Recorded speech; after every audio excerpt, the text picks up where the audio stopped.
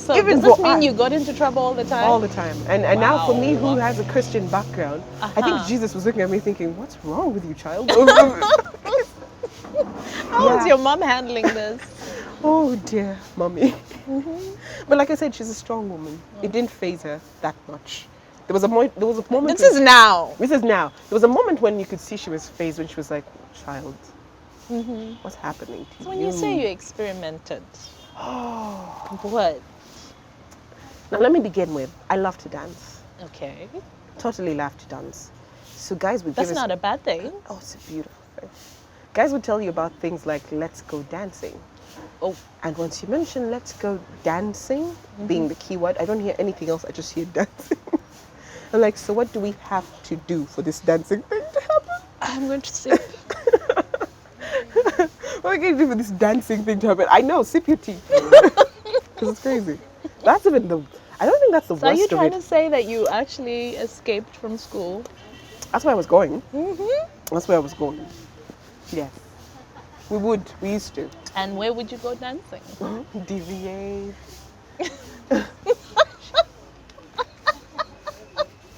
Oh my god, I can't believe I'm saying this. I've never said it. She went But- dancing. She went to Angenois. Back in the day. No, but we had a good time. Yeah. We really had a good time. And then this particular day, I think we were supposed to be caught. We got to the main road after, because our school is a little off the road. It's in Kulambi, so it's a little off the road.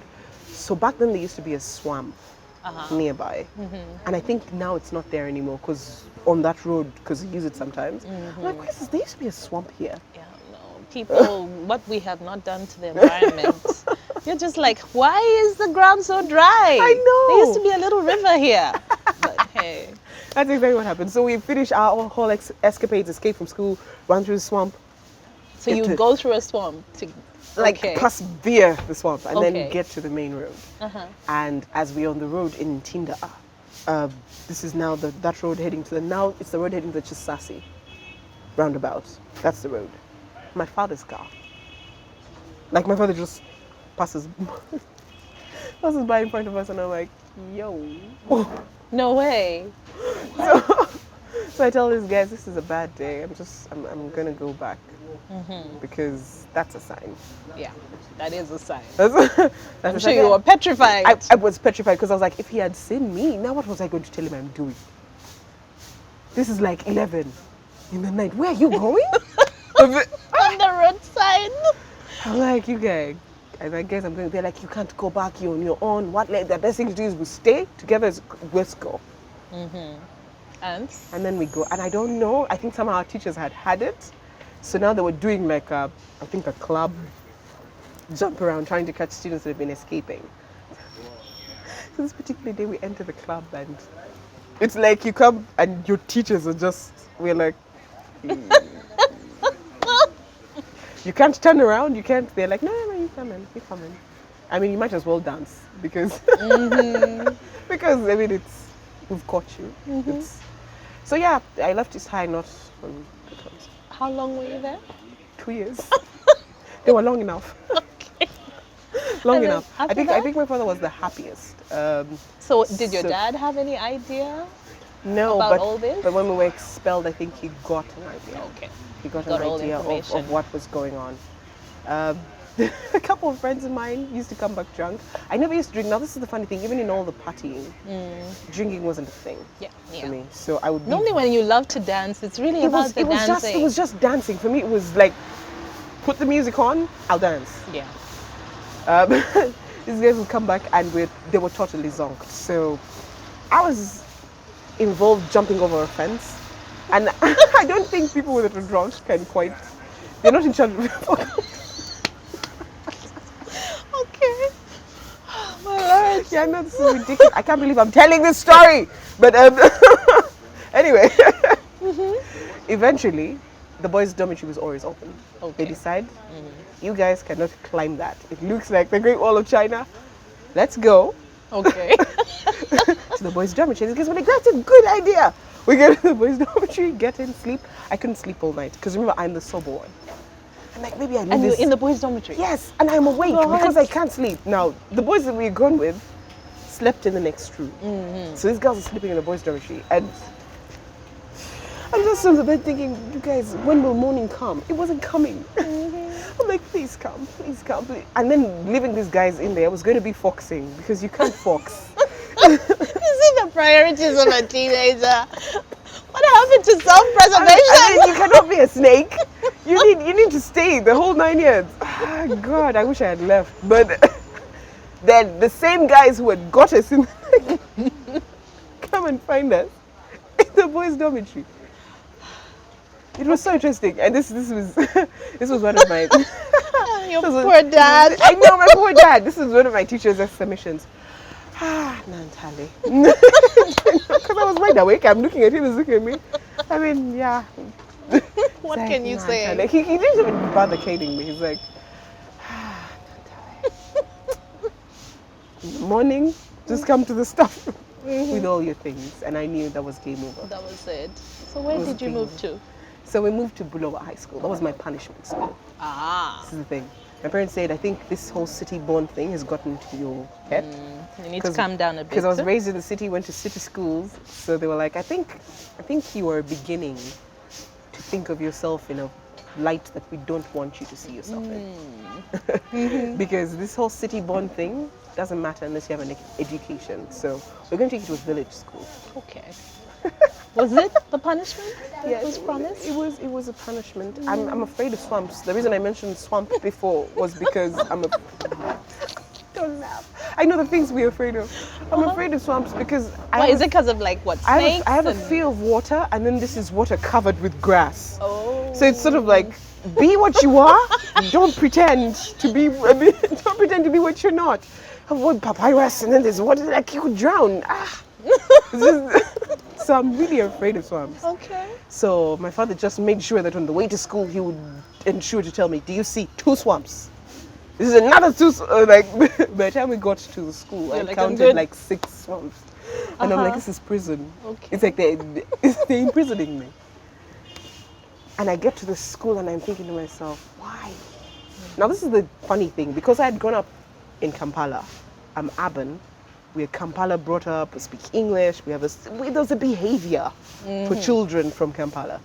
Now I've entered a village school. Yes. Where things are different. It's a village school, but it's based on Christianity principles. Oh. So that part was fine. The part I was not fine with was you're the outcast all of a sudden.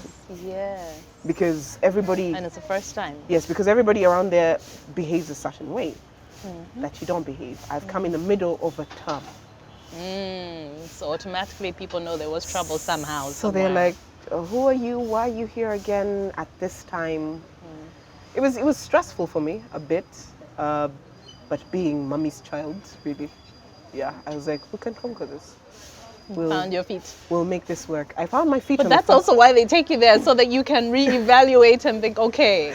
I guess my father's rationale was realignment. We need to realign you because you're spoiled. Yeah, so, bottom line. Yeah, so let's realign you to what matters. Okay. Study and God. So I get into the school. I am first and foremost, I don't know if you ever wore butter toughies, but the butter toughies of my day and age were tough. Okay. Those things don't get broken. Like you wear your shoe, the only thing that can save you is if your foot grows longer than the shoe. You can wear it Otherwise you wear your whole life. Yes. Yeah. And the shoe will still be fine. So I had a new pair of butter toughies that was huge. I was a tomboy 3/4 of my life. I guess it still shows. 3/4 of I'm still a tomboy. It hasn't left me. I'm trying to be ladylike. It's not working. But well, I think we're doing all right. Thank you. Yeah. Thank you. But I go into the school and I'm wearing butter toughies and they look like guys' shoes. So the first thing everyone says is, why is the new girl wearing boys' shoes? And it was an issue.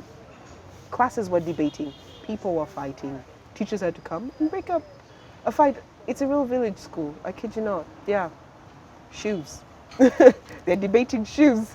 Okay. In fact, this is very interesting. I'm like, well, Dad, this is a befitting punishment because really, I'm in a school where they're debating whether my shoes are appropriate for a girl or if I should be wearing them in the first place.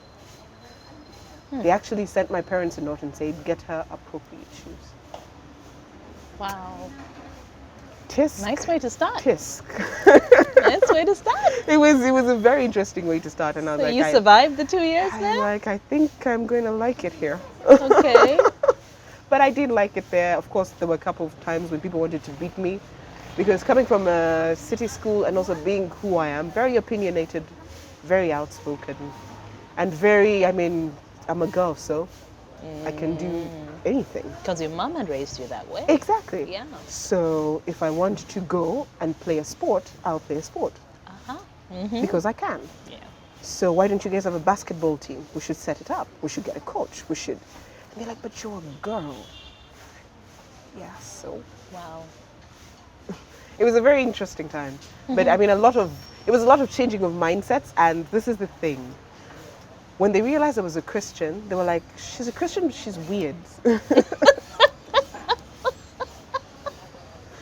Because of what people thought. A perception of how a girl should be and should behave, especially. A good Christian girl. Oh God, yeah, you have said it. That's it. A good Christian girl. I mean, you play sport, you dress like a guy sometimes. Even when you're in a skirt, your shots are big. The way you talk, you're not humble, which I think was a confusion of the two. It's not necessarily that I don't have humility. It is I'm outspoken. Being outspoken on a I'm matter. confident. Exactly. There's nothing wrong with that. Exactly. Confidence doesn't mean I'm proud. And a distinction between the two was very hard for a lot of people in the school to make. Yeah. But that being said, I met some pretty liberal people who were open to the idea of a girl being all the things I was bringing to the table. Okay. And I made some pretty cool friends who are friends even till now. Fabulous. Friends till now. Very good people. Okay. I survived. You survived the 2 years. I survived. Clearly. And I passed. And made a mark. Yes. But my father was convinced I was now back in the normal mind frame and is like, Okay. good. Now we can discuss another school.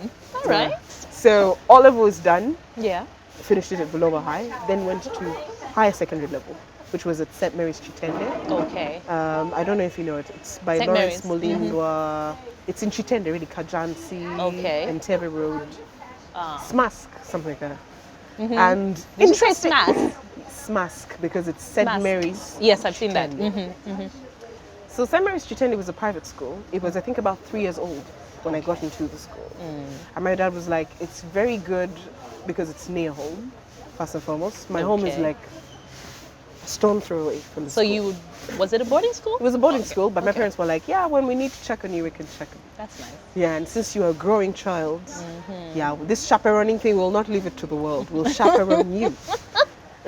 From school even, which they did. Which they did? So they would come and Every check 2 on weeks, they would come and check. How are you doing? How's everything going? Is it yeah. Talk to the teachers like, we've had your side now. How is she? Yeah. you. Yeah. I probably am going to be that parent because it works. You are that parent. She expects updates From from home. I am putting you on blast. Why are you doing this? Updates. I'm like, why are you making the rest of us moms look bad? Yes, it's Okay, good. but I know they're It's a little. good Your thing, boys are isn't it? It's little. paranoia. It's But did you paranoia. really say hourly updates? You meant like maybe in the morning, in hourly. the afternoon. By the hour. Okay. Yeah, like right now I feel like I should be checking. Don't laugh, Crystal. I know it's bad. It's bad. But yeah, my parents were those kind of parents, and Okay. went through Chitende and then went to, I was supposed to go in government sponsorship to MOOBS though. For procurement. Now this is the thing I didn't tell you about my academics. Okay. I'm very good with words. Okay. I'm absolutely terrible with mathematics. I don't understand that stuff. The figures, I don't get it. Actually, when people And start, you know that's fine. yes, when you start saying things like the glass is half full, I get that Okay. because that's poetry. Those are words. I can understand the symbolism and the imagery, and I get what you're going for. But now, if you start using statistics, like the ratio of holy mother of smoke, I do not know what you're talking about. Like, I can be looking at you like, say that in English because I don't know what you're saying. Actually, stats also confuse. Mathematics is really not my And thing. you got procurement? Procurement, I don't know what they were thinking.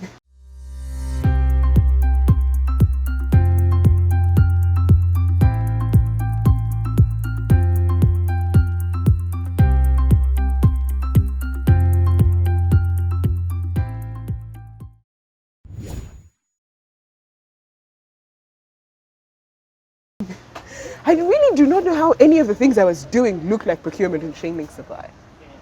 But they said because there was economics somewhere in what I was doing, And you did well and in I've economics? and I'd done well in economics. Okay. They said her points are too good for her not. Uh-huh. This is my rationale. They were like, her points are too good for us not to give her anything. So let's give her procurement and chain link supply. So I asked people, what's in procurement and chain? They were like, oh well, math, quantitative. I said, yeah, you stop there. You said math. So you had a conversation with your parents? I'm like, I'm not going to do it. They're like, but it's free. I'm like, I'm not. Guys, you're setting me up to fail. Yeah. This is the thing, my mathematics You know, teachers. you had the courage to say that then. Most people would have gone in and 2 years later, You're failing. when you've lost all confidence in yourself, you're like, I can't do this. I can't. So well done. But I'm glad my parents finally took the ride with me because I was like, I can't do it. I don't But understand that's a that tough stuff. one, yeah. Also because there was like, man, retake after retake, you will feel stupid. I'm not going to do it. So eventually they're like, fine, what do you want? I'm like, something that has words in it. History. It should have something to do with people. I like people. So, Okay. so my dad is like, okay, let's go. So we go to campus and they lay out the book. And they're like, these are the courses where you deal firsthand with people. Okay. And I chose something in social work. Okay. Development studies because it looked fancy.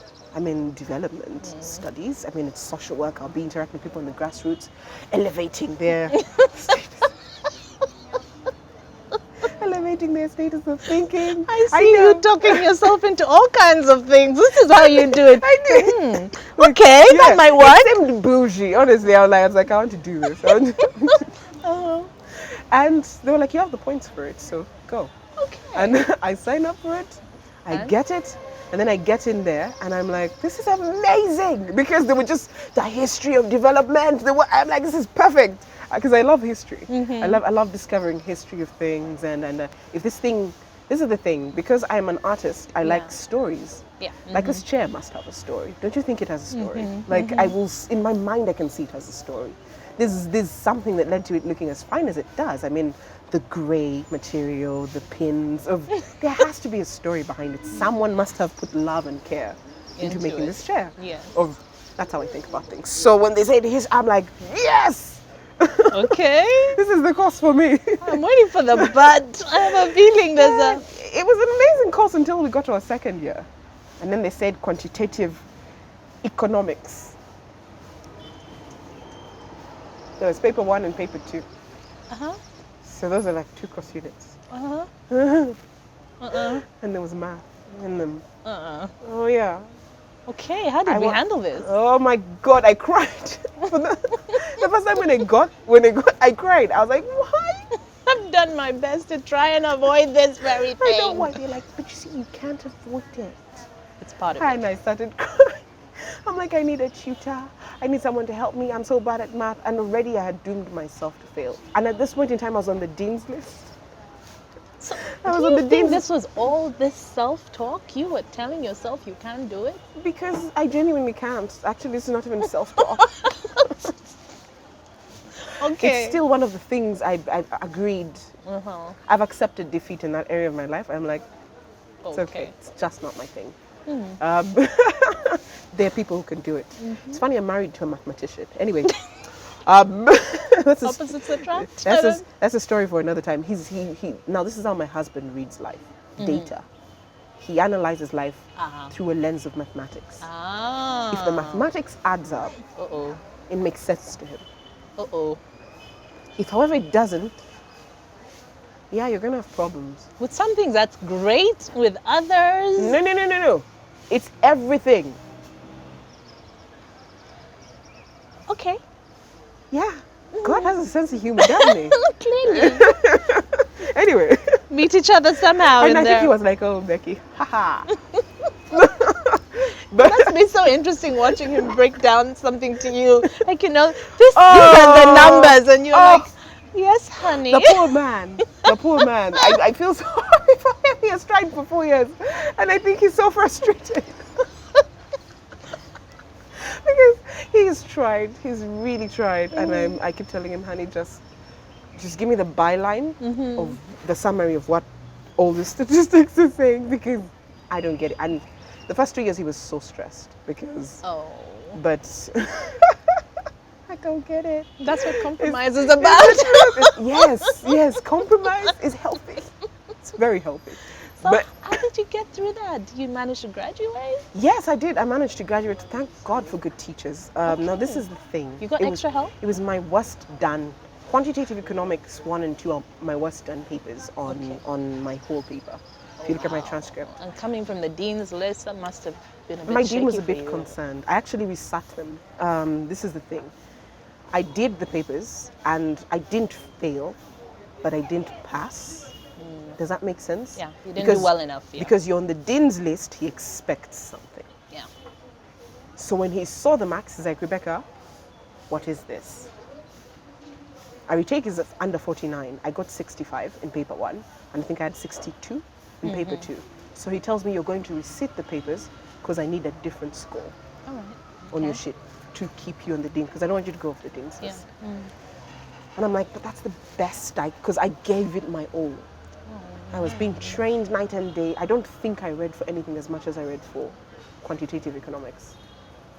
That must have felt really. It was taxing. It was taxing because, but my father told me you're just going to have to do it. So you had to. You're going to have to do it. And I had a statistician in my room. Yeah. She was a statistics student. And she used to keep telling me, oh, here, you do this. It seems so simple to her. And I'll be like, you see, now you're explaining it as if you're explaining to a math student. You have to dummy proof it. Yeah. Because you're explaining to someone who, first and foremost, is not very good at math, but is also afraid yeah. of math. So Sounds like the fear Yes. was really strong. Yeah. yes, so help. And she would break it. She really dummy proofed it for me. Like she would use live examples, like 2 oranges, and like and I'm like, I get that reference. You know? And she really helped me. So I resit the papers. It still wasn't stellar, but it wasn't that bad. Okay. So it was a 70 and a 71. Oh, okay. And so you were able to stay on the dean's I list. could stay. He was like, yeah, this is your bare minimum. Okay. But this is your bare minimum. And Hughes, good Lord. It's like that semester could never end. I was like, this is a semester from hell. Meanwhile, this is how we went to the board. I went with my discussion group mates and I'm like, you guys are going to need to look at the results and tell me. So they go to the board and they're like, oh my God. Oh my God. And I'm like, girl, relax, you have a 65. It wasn't so bad. I mean, there are people who are like, we're probably thinking, you got a 60? I mean, yeah, so. But yeah, well it done. was rather shocking for me. There's a God in heaven somewhere. He loves me. And it's a lesson for you that even though you're fearful, you can still try again. You can. I absolutely believe you can. Those people really believed in me. I did it because of them. Yay. Okay. Anyway, fast forward to the end of college. I'm in university. First class degree. Yeah. It was a triumph because I was working at that time. When did you start working? I think I just gotten straight into first year. Okay. When I started working. Got the job at Parafem, where I still am. I'm very loyal. Anyway. I can relate that. Oh, you can. We're those people. I'd forgotten. We're those people. We're good. So I started working at Parafem when I was in my first year. And they had a policy, they don't hire students. So I was a full-time worker who was studying. Okay. My dean, again, advised, don't change your program. Study with the evening class, but do your exams with the day class. Okay. So works. I was working Well full-time. done, first class degree. That's why I say it was a big deal. Yeah. It was a big deal. Absolutely. Also, I can't take credit for it. I think there really is a God in heaven. Yeah. And he loves me. Because, my God, my final year was crazy. Work had gotten so serious because now I was on a contract, proper contract. Yes. I have working hours, I have things that are expected of me, I have even extra duties. And then I have school, where my father says this is non-negotiable. You have to get your degree. And that final year, I remember saying, you know, God, if you don't come through for me, I'm screwed. I am screwed because I'm just screwed because 3/4 of the time I am here I go to class tired, and the station I work for is very events based. So there are seasons where you'll be doing events. That means all-nighters. It was a lot. It was madness. And then And then I remember when they couldn't give you leave off air. You know these things. You know these Yeah. dynamics for a month. That's impossible. Yeah. I mean, you can take 2 weeks, and then, even then, we've done you a favor. And sometimes you'll just space it out for when you actually have the exams. Exactly. But this particular time, because they knew I had been at work full time, and they knew Becky has been studying, it would be unfair. They gave me a whole month of leave. They said, go, revise for your exams, do them, and then come back to work. Okay. Stressful. But you did it. Because I am catching up on a whole semester's worth of work. Wow. I'm limping behind my classmates. I mean, you'd been leading them, but I mean, now I'm playing catch up. Yeah. And it's exam period because everyone's trying to read. So people don't really have that much time for you. Exactly. So Bex, yeah, I would like to help, but it was God. That's why I keep saying I would love to take credit for it, but I doubt it was me.